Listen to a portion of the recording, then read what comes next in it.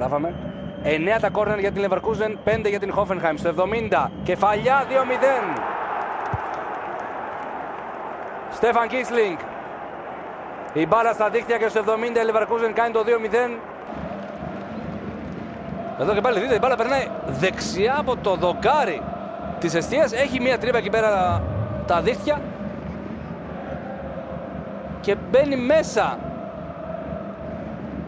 στην εστία του Κάστελς. Ο Κίσλινγκ δεν έχει καταλάβει τι έχει γίνει. Έχει δει ότι η μπάλα έχει βγει εκτός, δεν έπρεπε να μετρήσει ποτέ. Εδώ, βλέπετε. Τώρα έρχεται ο Φίλιξ Μπριχ εκεί.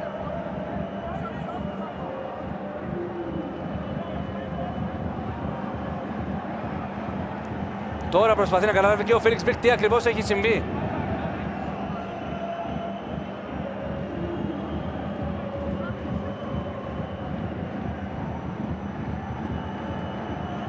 Βλέπουμε και πάλι μία ακόμα φορά. Εκεί φαίνεται το Κίσλινγκ. Εμφανέστατα περνάει. Με το replay βέβαια το καταλάβαμε και εμείς, γιατί νωρίτερα πανηγυρίζαμε. Όχι για το 2-0, αλλά για τον γκολ το οποίο σημειώθηκε. Και δείτε εδώ, αν είναι δυνατόν, τόσα σημεία έχει η εστία και η μπάλα